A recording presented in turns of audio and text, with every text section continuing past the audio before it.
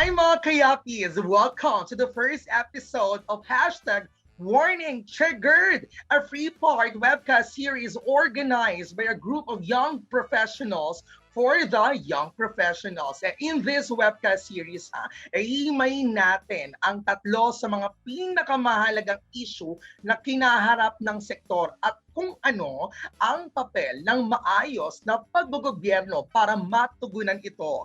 I'm Fifi Delos Santos. Tara, samahan niyo akong makialam at makialam.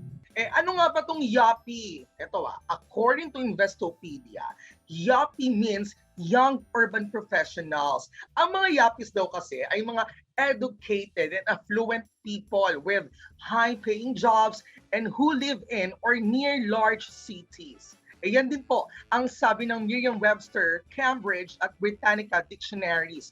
Talaga ba sis? In this economy, gaano nga ba ito katotoo? Sino-sino nga ba ang yuppie sa panahon ngayon? And at this day and age, saan ba tayo patungo? All these existential questions and more in today's episode. Tita Whitney, where do broken young go nga ba? Parang gusto ko siyang kantahin bigla. Where do broken young go? Okay na yun, gandun lang po. Okay, talaga oo.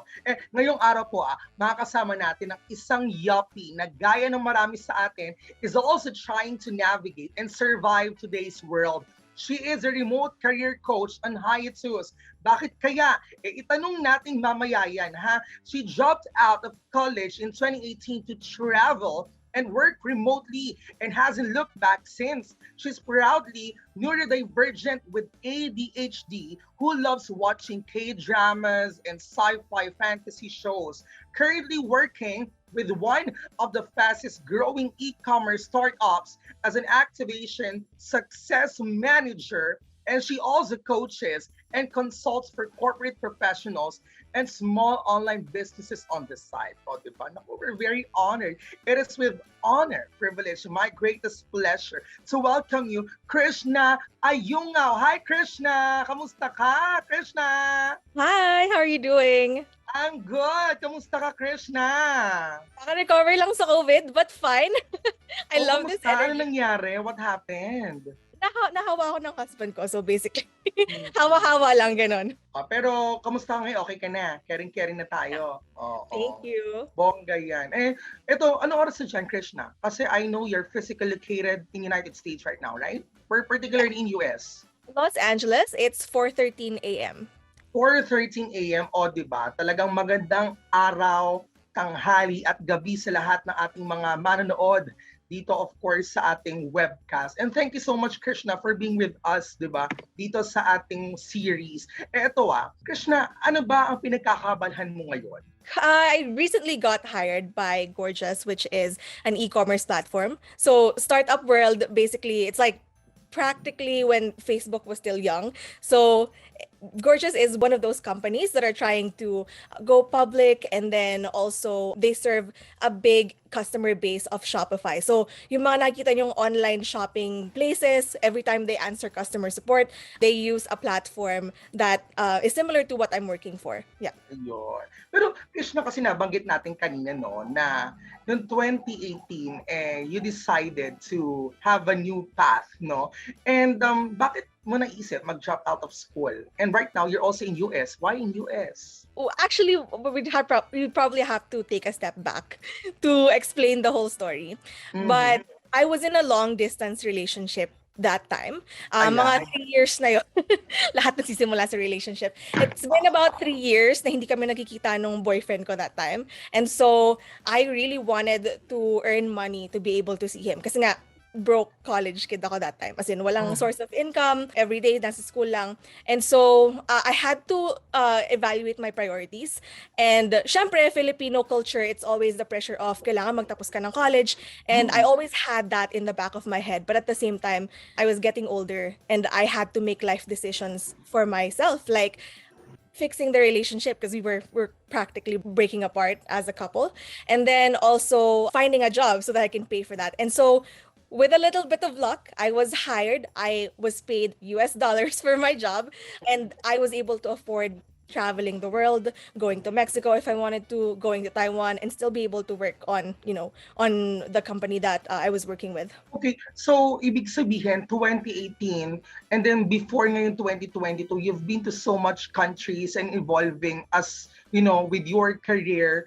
And after that, may mga challenges pa na pinagdaanan while especially when starting ka. Kasi I understand, of course, you were in your long distance relationship and na-overcome mo while you are being with your husband right now, yung career mo din talagang umusbong din, no? So, we just want to know, what are the challenges? There were a lot. Definitely, there was this insecurity na wala akong bachelor's degree. Hindi ako graduate, basically. Mhm. And I had a hard time looking for jobs or applying for jobs with the confidence that I need. Kasi feeling ko, wala akong bachelor's degree. Maybe I can't do what other people are doing. So mindset is the first challenge. Second challenge for me was that I wasn't as skilled as I wanted to be. Kasi most of the time, may mga part-time jobs ako before, but they're not really, they don't have the skill or they don't require the skill that I needed to have like a better job. So I needed to upskill myself. So a lot of the money that I actually earned during that time came back to me. Like I invested in myself to learn. I joined a coaching certification program. I joined a sales course, things like that. So sinosolve ko din along the way yung mga challenges ko. Basically, I had to identify what I need first and then what is the next steps for me to be able to get to my goal. You weren't able to give us, yung pinaka-story mula doon sa pag-drop mo sa school mo and then with all the things that happened right after. Pero we've seen that you have so much challenges, no? Question, may concept ka ba na parang na-homesick din or, culturally speaking, may anxiety or yung tinatawag natin culture shock. So, na-culture shock ka ba at that time? Meron, pero it actually came way earlier. So, let's maybe take a step back and then start with when I was 14. Well, when I was 14, yung parents ko naging OFWs. And so, I was pretty much left alone mga second year high school. Ganyan. And then, during college, I tried my luck. I tried to apply for scholarships abroad. So, nag-college ako actually for like 2 years in Los Angeles. That's how I met my husband. And then, because hindi ko na afford yung tuition fee, basically, I dropped out of that and came back to the Philippines. I did some jobs. And then, parang, I did a couple of jobs. Like I was a freelance writer at that time. I also was an insurance agent for a time. I was also a call center agent for a time. And then that was when I started wondering na parang eto na lang ba yung future ko? What is there a lot of growth? Like if I, for example, became a call center agent right now, what would the next 10 years look like for me? And so those were the questions that I was thinking about. And I needed to find a way to get to my goals or to who I want to be or to work on something purposeful. And then yun yung time na parang it was just like a lot of things going on at once. Parang part-time jobs and also trying to learn, trying to upskill myself. Okay. What led you to where you are right now? I had to really dig deep kung ano ba talaga yung gusto ko for myself. I wasn't just asking na what is going to make me the most money. Although it's a fair question, it's totally okay to want money. But at the same time, I wanted to see what would make me feel purposeful as a person. And so from a career perspective, I was looking at what I like doing the most. So since I was younger, I was actually teaching at Sunday school hanggang sa when I got older, I was teaching people whether directly or indirectly, not as a job, but as something that I just like to do. Na kung meron akong natutunan ngayon, I would hold a workshop and invite people so that they can learn with me. And then I realized I really like teaching. I really like coaching. And so from there, from kind of knowing what my themes are in my life, I started looking for what careers are out there that would allow me to be purposeful and also give me a lot of money. So one of the things that I had to think about is yung kinds of positions that I would want to do. Also, the kinds of companies I would like to work for. At some point, I had to venture out from the current possibilities. Kasi syempre, as a Filipino, ang alam ko lang noon, I can only apply to, these jobs that are available to me. Hindi ko alam at that time na I can apply to remote jobs in a corporate setting and still be paid well, if that makes sense. So those kind of just, I just kind of became lucky. I kind of fell into the job. But if I didn't, I think it would be hard for a normal person to figure out siguro yung next step in terms of like having purpose and also making a lot of money. So, technically, parang luck is really a factor. Ganun ba siya? Luck is a factor when you don't know what you're doing. But luckily, marami ng coaches ngayon. Like when you go to Facebook, 'di ba? May makikita kang mga coaches for freelance jobs. So that opens up the possibility. I myself became a coach because I wanted other people to know na this is a possibility. You can work remotely for other foreign companies. You can get paid in dollars even while you're in the Philippines or wherever you are. So I became a coach, and I think a lot of people, they just don't know what's possible for themselves if nobody shows them it's possible. So I wanted to be that person. But now that you're watching, if you're watching this, then you know it's possible. And it wouldn't require that much luck, because now may mga tao na nagtuturo ng strategies about, how you can get to your next step. So it's more of training din para sa ating mga yuppies. Very important yan when it comes not just with luck, but also yung diskarte natin and the opportunities na pwedeng malapit sa atin in order for us to, become successful yuppies.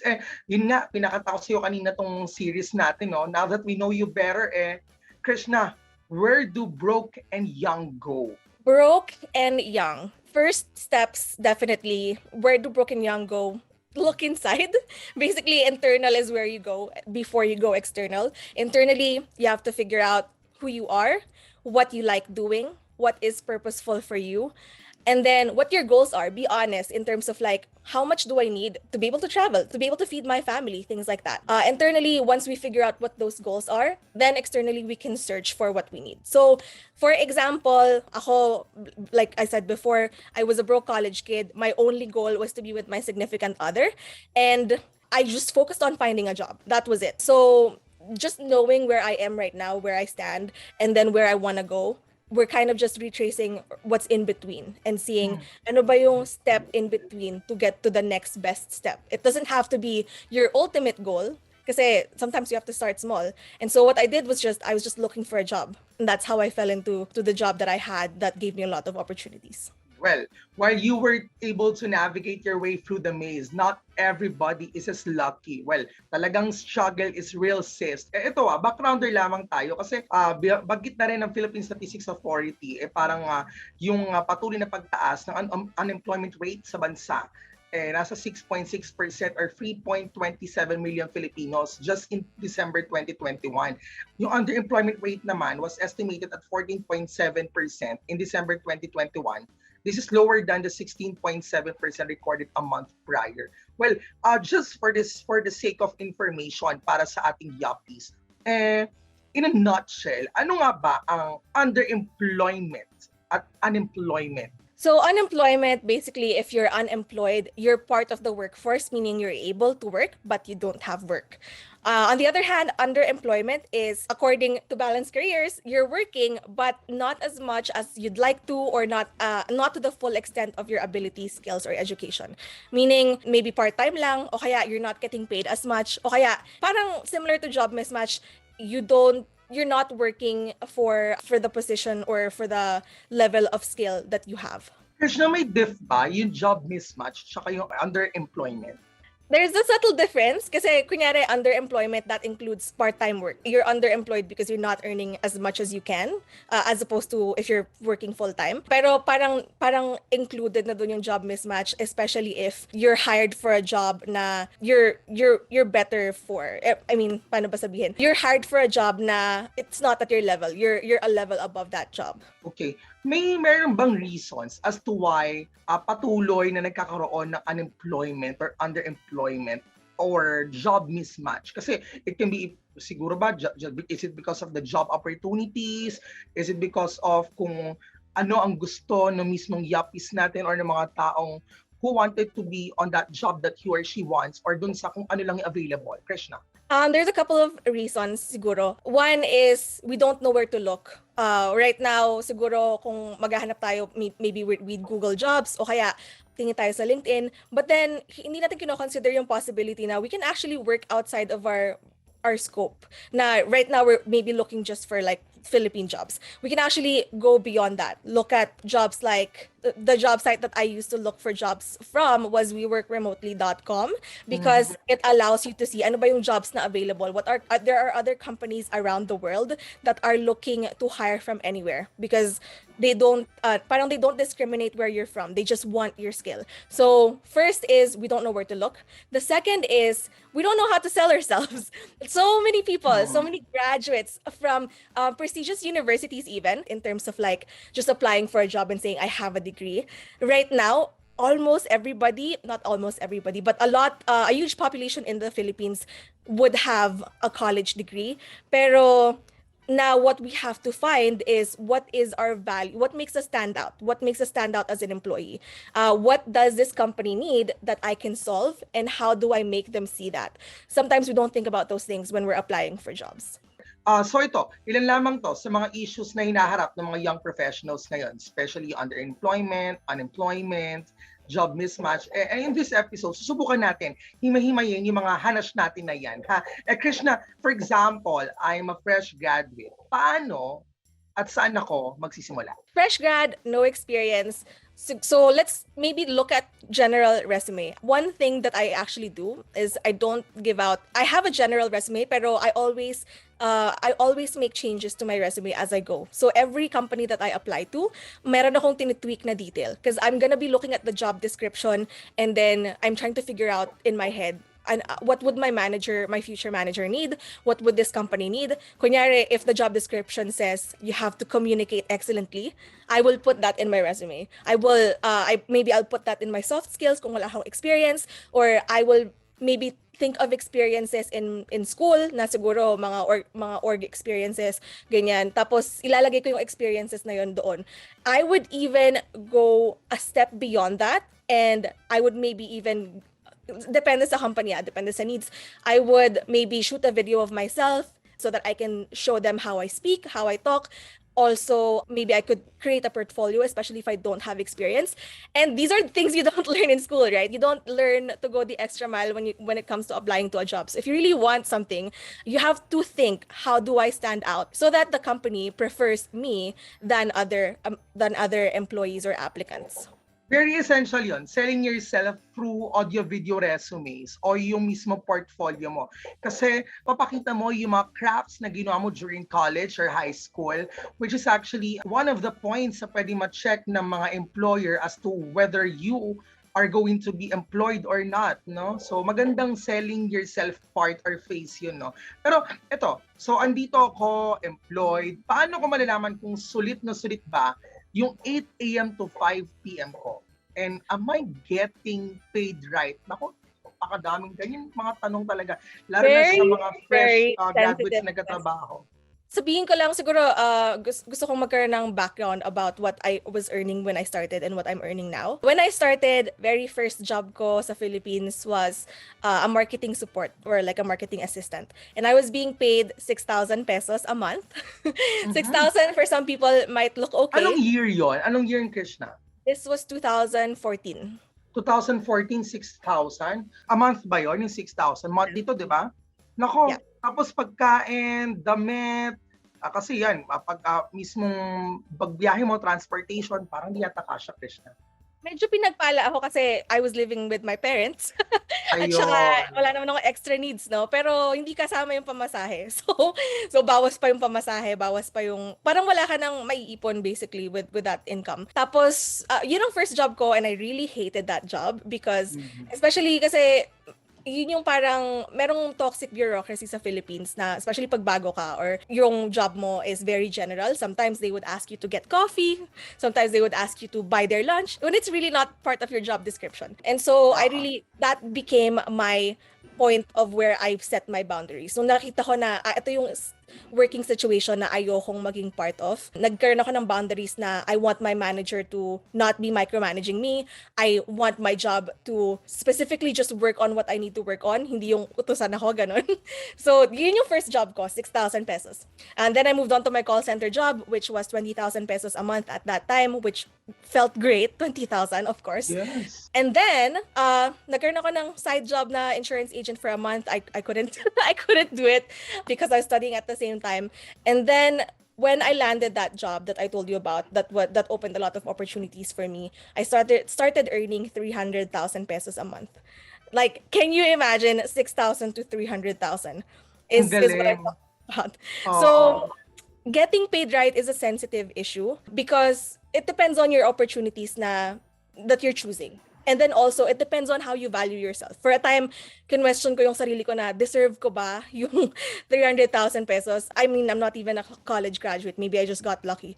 Pero I work hard. I really, really work hard. And so, I had to accept that I am deserving of everything that I can get from, from everything that I'm getting right now for myself. And so, it's a sensitive topic. So, meron ka bang specific questions in terms of like getting paid right? Well, sa getting paid right kasi some of the people thought na parang so much, even yung hindi na part ng job description mo, ginagawa mo na siya. And that could be an issue, I think, of getting paid right. What are your thoughts, Krishna? I think so. Pero at the same time, meron akong medyo wiggle room. Especially kung talaga namang above and beyond yung sweldo ko. Siguro I'll make some sacrifices. But I will also talk to my manager maybe and ask na, what do you want me to deprioritize if you want me to do something else? Because I'm not going to try to burn. Siguro the new me will not try to burn out myself because I've been there. I've suffered from that. So I think it's just about managing your expectations, talking to your higher ups, asking them what are you expecting from me, even before you get the job. Kasi it's important that you ask questions, not just them asking questions during the interview. You have to ask questions like, what am I doing? What's expected of me? So that walang surprises when it comes to you working on the job and you getting and being frustrated na you feel like the pay is not enough. And there will be times na hindi talaga kataasan yung level of superior subordinate communication na parang hindi lahat ng oras. Ako, I myself, hindi ko basta nakausap dati yung boss ko, tapos na nare-receive ko sa that time was 12,000. Tapos sa 12,000 na to, syempre natin medyo may kaliitan nito. Ako naman kasi, I live alone, wala na yung parents ko. So parang ang nangyari is medyo hirap ako on how to budget this one. Tapos minsan, parang I had to stay sa office for 14 hours dahil hindi na siya part sa job description ko. And I think nakaka-relate din yung ilang mga young professionals dito, especially yung fresh graduates na nag-work. Kasi parang nagkakaroon ng toxic culture sa part na bago ka pa. At kapag bago ka pa, hindi ka pwede magreklamo or else mawawalan ka agad ng trabaho.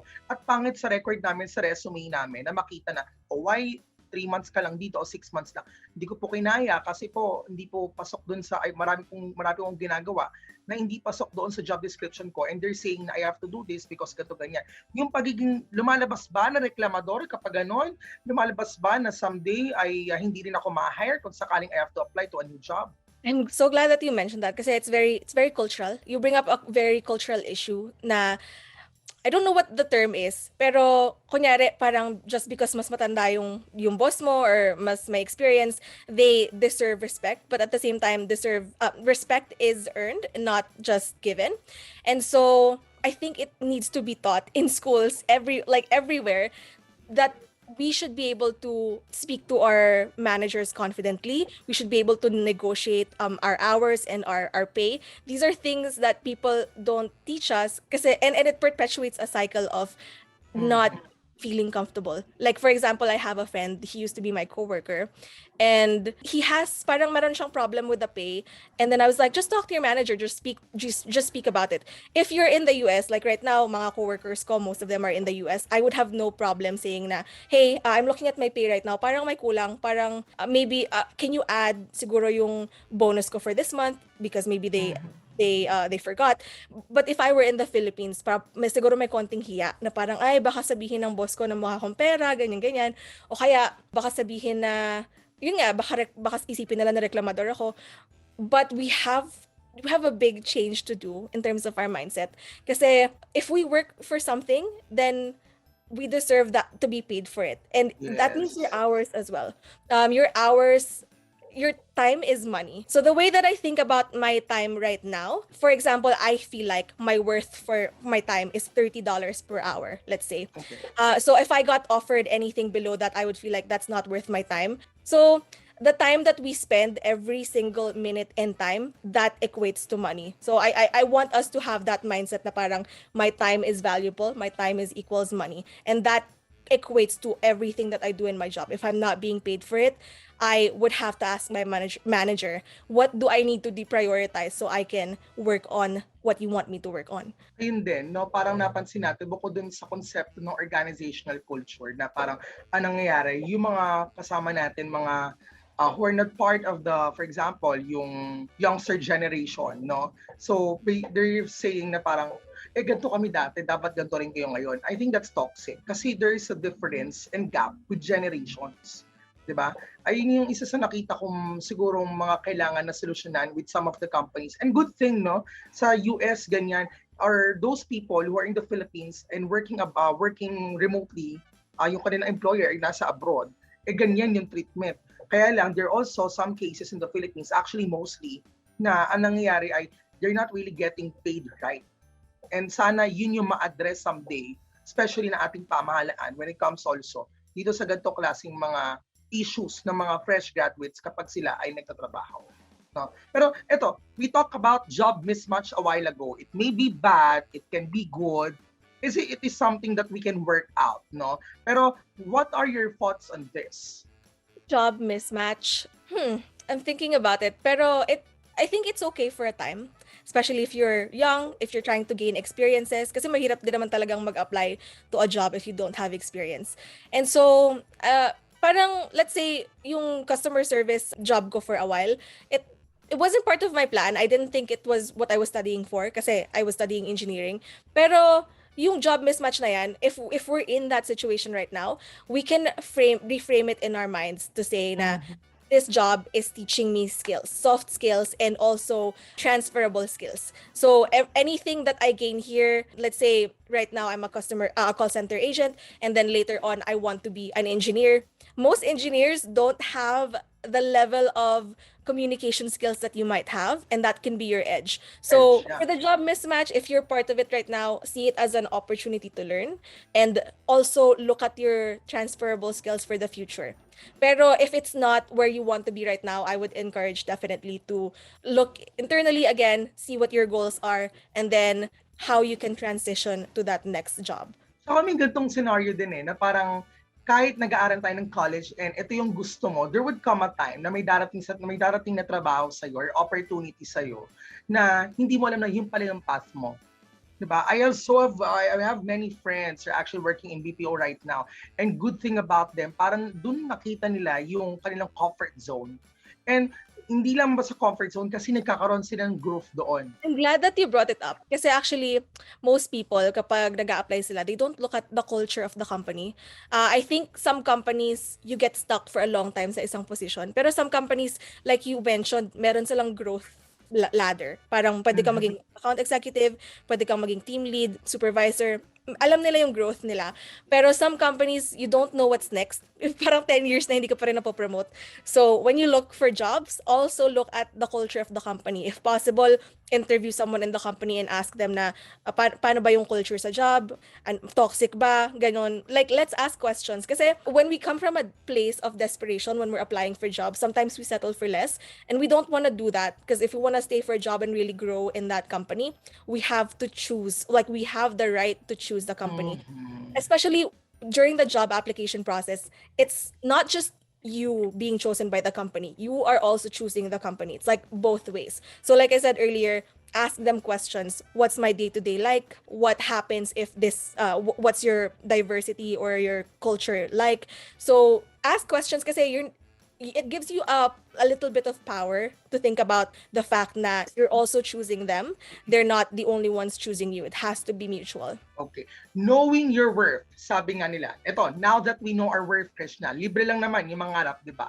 Sky is the limit. But we have to be goal-oriented to put our worth into good use. How do we properly set our goals? How do we make it realistic and, syempre, achievable? Krishna. There are a couple of ways to go about it. You really have to be self-aware, is what I would say. I really enjoyed nung siguro when in my younger years, I enjoyed taking these personality tests, yung Myers-Briggs personality test. Strengths Finder is my favorite, even though may bayad siya. Kasi knowing your strengths, knowing what you're good at, gives you a sense of direction of like what would be a fitting career for me, especially if you haven't, observed those patterns or themes in your life. And then setting goals, I would encourage you to visualize. And this is parang if anything were possible, where would you prefer to be? And then maybe just take a few minutes and close your eyes, think about it, visualize would it look like? What would success look like for you? And then write it down. And then what we do next is we trace back our steps from that point in time of our success and where we are now. And then in between, we list down what would be my steps to get to where I want to be. And so for me, Napapikit ako sa sinabi mo, Krishna, ha? Oo. Parang bigla akong kinanta yung Where Do Broken Young Go? Ito na yun. Eto na yun. Oo. Meron akong goal nun. Kasi may goal ako before na nakikita ko yung mga influencers na favorite ko talaga. Yung mga teachers like Marie Forleo. They release YouTube videos. They teach people. They coach people. I wanted to be in that position of teaching people. And then what my current situation was, I was a broke college kid with no influence. And so I imagined what would be my ideal situation. I imagined na I would be free to travel, hindi ako tied to an office. I would be able to work remotely, and also I would be able to take vacations here and there, ganyan. And so I had to retrace my steps. For me to be a coach, what does that need? I need to be a certified coach, so I enrolled in a coaching certification program. But before I could enroll in a coaching certification program, I first needed to find a job so I can pay for it. And then before I need to find a job, I first needed to fix my resume, look for jobs that are actually worth my time. So yeah, basically just retracing it to where you are and then work on the next best step. Ayun. Ito, Krishna, let's start talking about money. Okay, how do you usually coach your clients in terms of handling their finances? A lot of what I know about money, I actually learned from my insurance job. First, of course, is savings, emergency savings. That's going to be our base. It's para siyang bahay, no? So at the bottom, our foundation is our emergency savings. It doesn't have to be more than what we need for like the next 3 months. And then at the middle part is our insurance.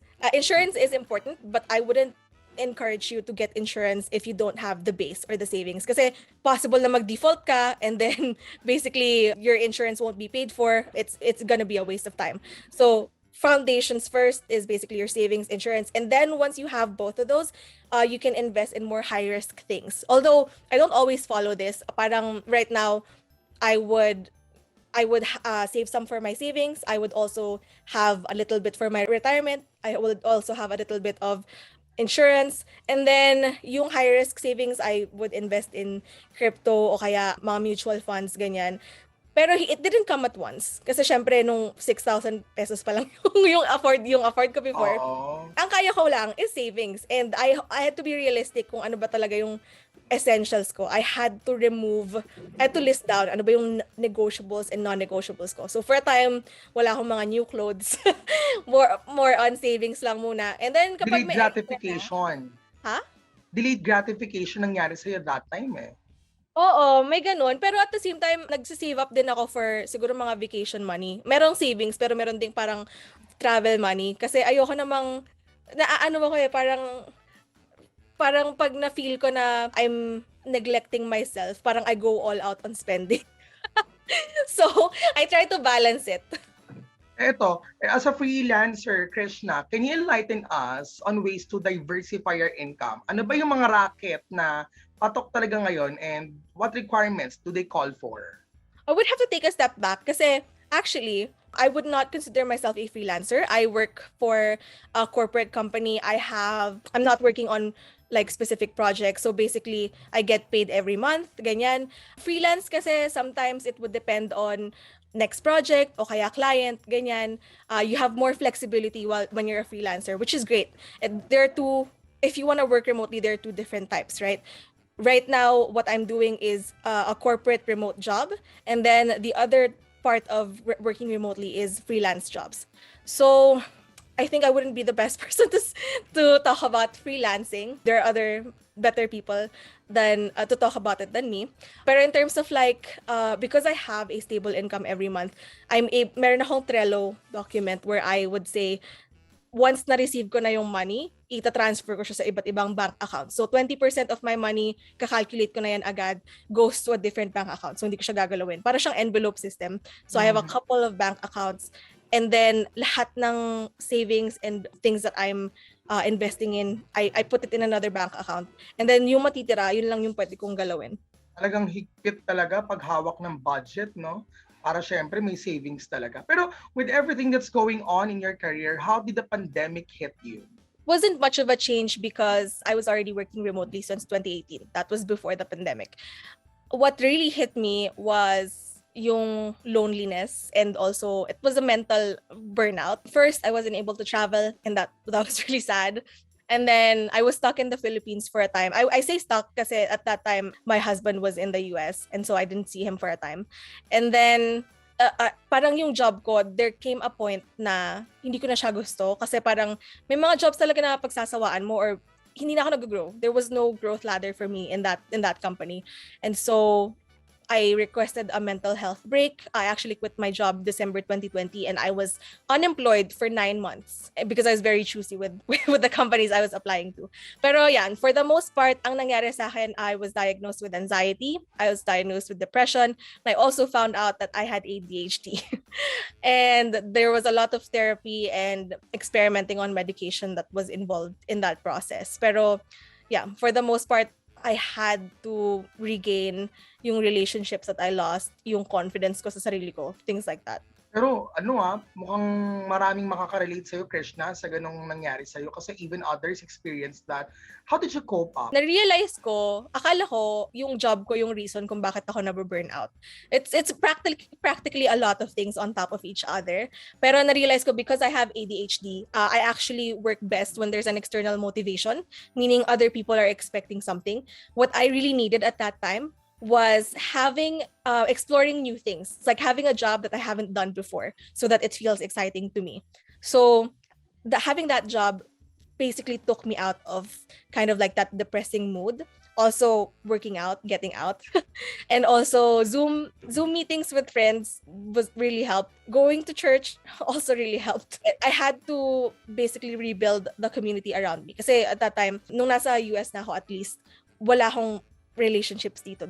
Like all my relationships were in the Philippines. And so that was also like a part of the depression. Alright. More on the general side naman, kasi pandemic outbreaks may not be new to all of us, but this big of hit affected the whole world. Kitang-kita na hindi talaga tayo prepared. Ano sa tingin mo yung naging pagkukulang ng mga employers o nating mga employees and maging syempre ng pamahalaan? General side, I think a lot of people realize na some jobs are not worth doing. Especially kasi parang they would still be required to go in the office. Kung hindi flexible yung company, hindi sila mag-survive sa pandemic. And so a lot of jobs were lost, but at the same time, I think marami ding nag-quit because they felt like they needed to rest along with the pandemic.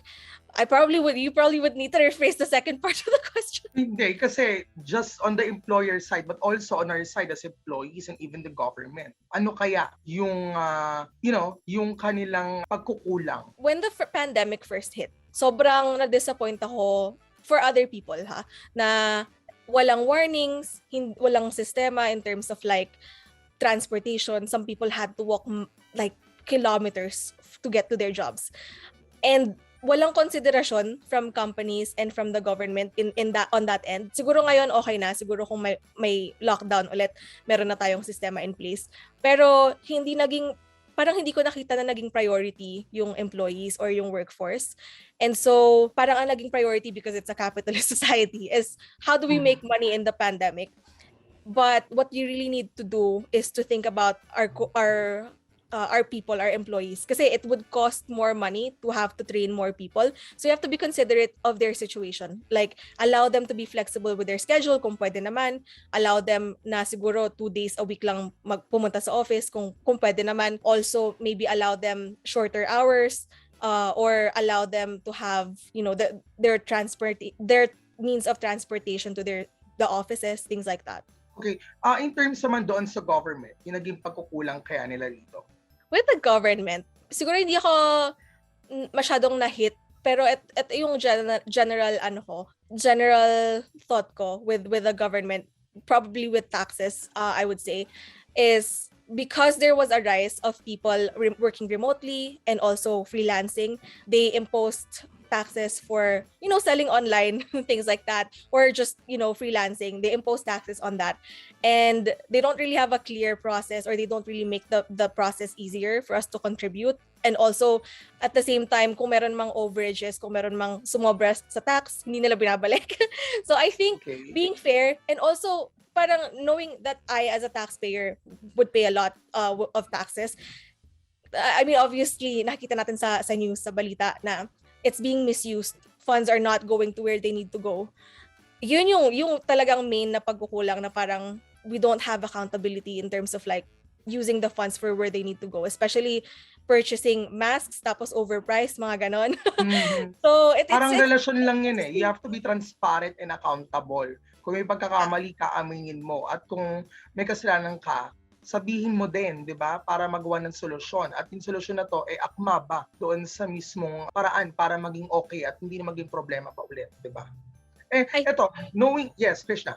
Sorry, I think I was just saying na parang disappointed lang ako na some people had the guts to be selfish during this time.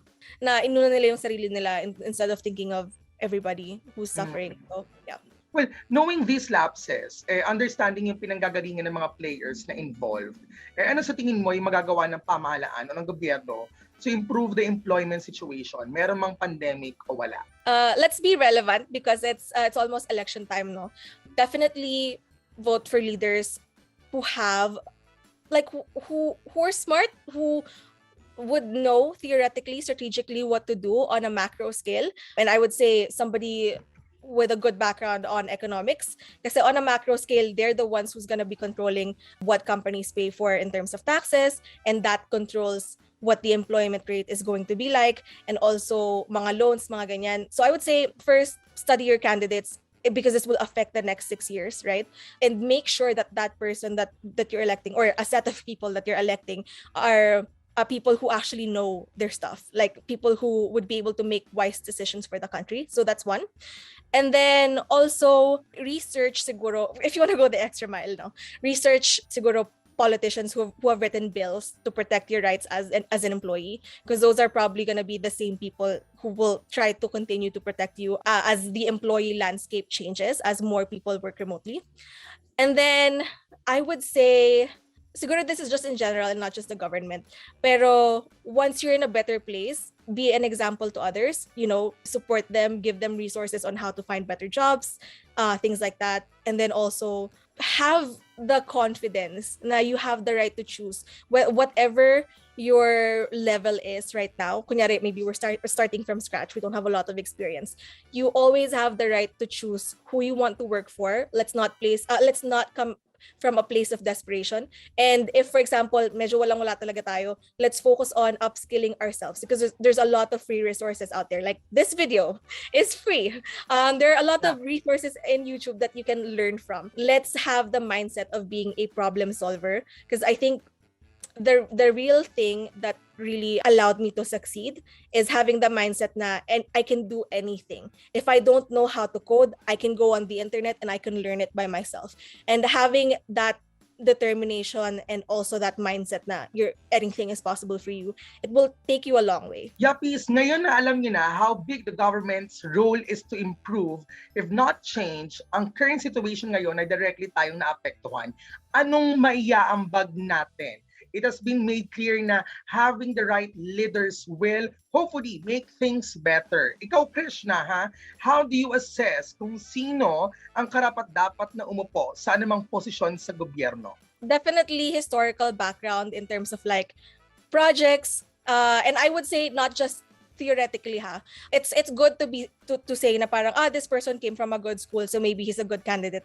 Sure, that's okay. Pero kung meron na talaga silang proven projects, meron na talaga silang successful na like results, you can see that from other people na siguro testimonies of how you maybe could ask people, how did they survive from the pandemic? What programs or government programs helped them? And then maybe from there, look at who organized those programs. And then maybe those are going to be your ideal candidates. Well, sapat na ba ang competent leaders? At this age wherein democracy is at its peak, meron tayong boses, pero kailangan natin gamitin ng maayos yung boses na yon. Hindi lang dapat tayo may alam, dapat din tayong makialam. Krishna, thank you so much for being with us today dito sa ating first episode. Of course, sa malaking karangalan na makausap ka. Alam mo, we're very proud of you kung ano man ang pinagtatahakin ngayon or tinatahak ngayon. And sana marami ang ma-inspire sa iyong journey mula doon sa pagiging Java. Pero syempre, hindi ibig sabihin naman nun kung tayo siya po yung mag-drop out, mag-drop out na rin agad kayo. Syempre, may kanya-kanya po tayong mga destiny, no? Nagkataon talaga, nakasama ng diskarte at sipag ni Krishna ay talaga nagkaroon siya ng luck. Any last words, Krishna? Don't settle for anything less than you deserve and work to deserve a lot. Thank you so much, Krishna. Ayun ha, since last time si Krishna, ay kanina, sinabi ni Krishna yung patungkol dun sa tax, no? So, magandang yan na mapag-usapan natin sa ating next segment, di ba? Ano ang ambag mo?